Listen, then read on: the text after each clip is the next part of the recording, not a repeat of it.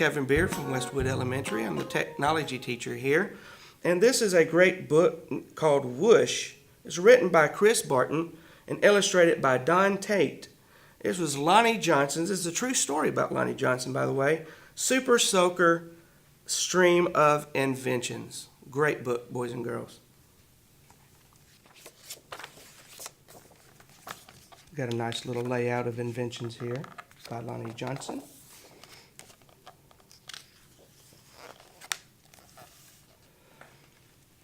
Every day brought a challenge for young Lonnie Johnson. The challenge of finding space for his stuff. 6 Johnson kids were squeezed into their parents' small house in Mobile, Alabama. Lonnie would have loved a workshop of his own, but there just wasn't room. There was nowhere to keep his rocket kits, bamboo shooters, rubber band guns, erector set, go-kart engine, bolts and screws and other spare parts his dad let him bring in from the shed, and various other things he hauled back from the junkyard. Lonnie loved building and creating. Ideas for inventions just kept on flowing. He learned how to make rockets from scratch. Kids at school gathered to watch Lonnie launch them. And he learned how to make rocket fuel. When it caught fire in the kitchen, Lonnie's mom didn't make him stop. She just sent him to work outside. Lonnie wanted to spend his life designing things, building things, and getting them to work. He wanted to be an engineer. However, Lonnie took an exam that said he would not make a very good one. His dream had been challenged. Lonnie was discouraged, but he knew that whoever had graded his test hadn't met Linux. Inspired by a TV show, Lonnie had built his own robot. He made it out of scrap metal and named it Linux. Compressed air cylinders and valves allowed Linux body to turn and its arms to move. The switches came from an old, broken jukebox. Lonnie used a tape recorder to program Linux, and as a bonus, the reels looked like eyes. Lonnie wanted to enter his creation in a science fair, but he couldn't get the transmitter to work. Without it, Lonnie couldn't send commands to Linux. Science fairs came and went. Lonnie missed one and then another until he got an idea. Now, Lonnie may or may not have asked before he borrowed his little sister's walkie-talkie, but it fixed the transmission issue. His school's team took freshly finished Linux to a 1968 science fair at the University of Alabama, where only 5 years earlier, African American students hadn't even been allowed. Having to compete in a place that still wasn't very welcoming? Now that was a challenge with a capital C. Against other schools from all over the state, Lonnie's team won first place.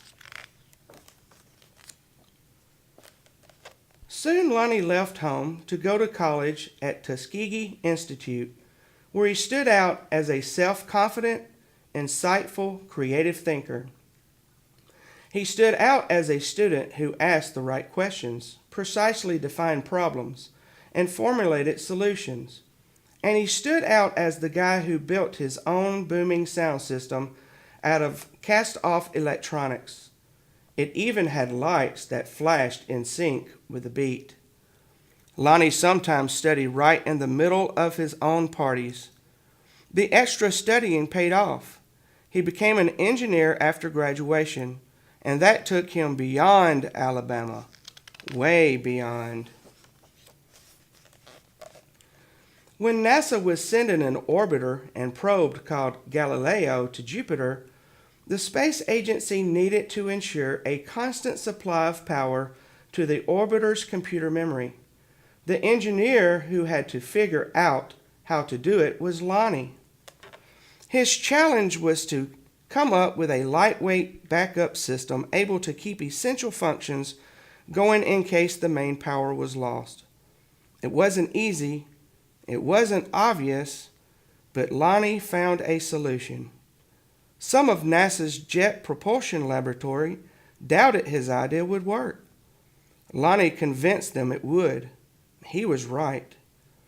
As it photographed Jupiter and its moons, Galileo was supported by the power package that Lonnie designed.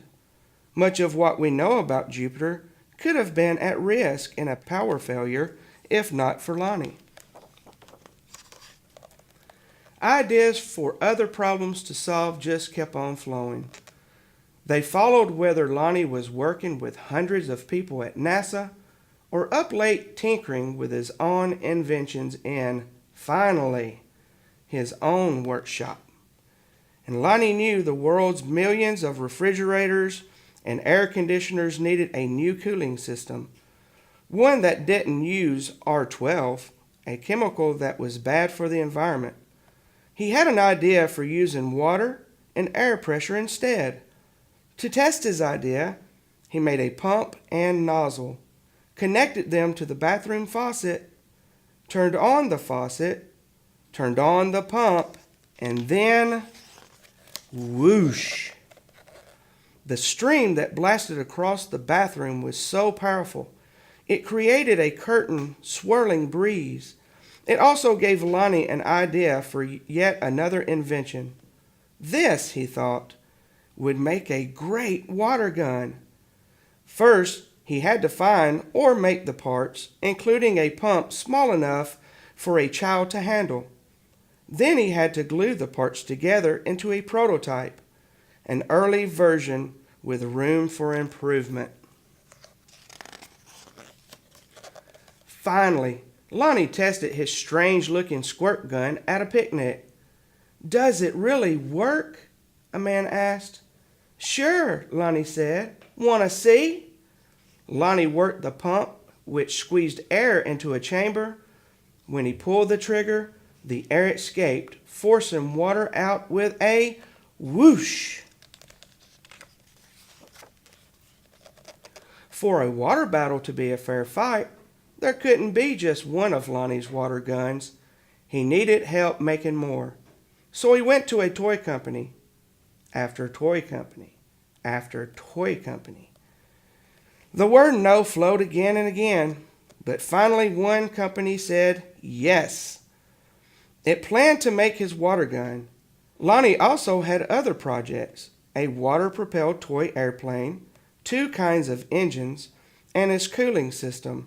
He found investors to provide the money for turning his ideas into products people could buy.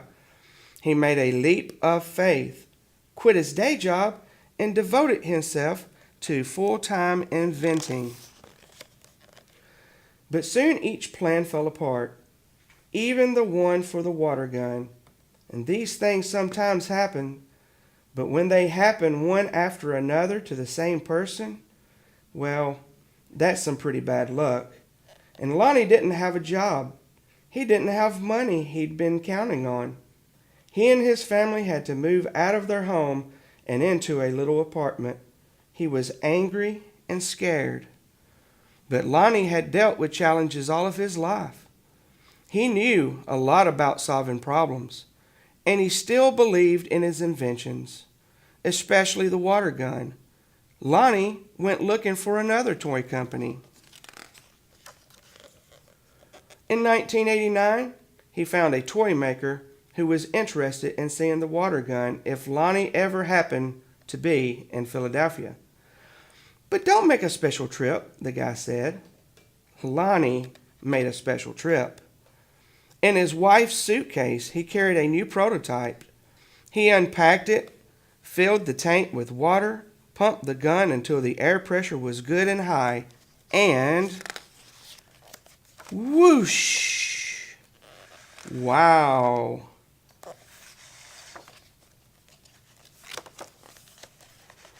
Kids everywhere agreed with that wow. Lonnie's water gun, called the Super Soaker, became a smash hit.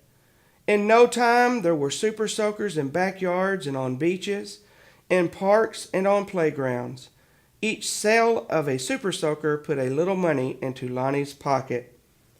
All of those hours, all of those years, that Lonnie spent in his workshop had paid off big time. Now he could afford to do just about anything he wanted. So what did Lonnie do? He got a bigger workshop, which is where you'll find him today. Because facing challenges and solving problems and building things are what Lonnie Johnson loves to do. And his ideas just kept on flowing. Very good book. More illustrations back here by Lonnie G. Johnson. Hope you enjoyed the book, boys and girls.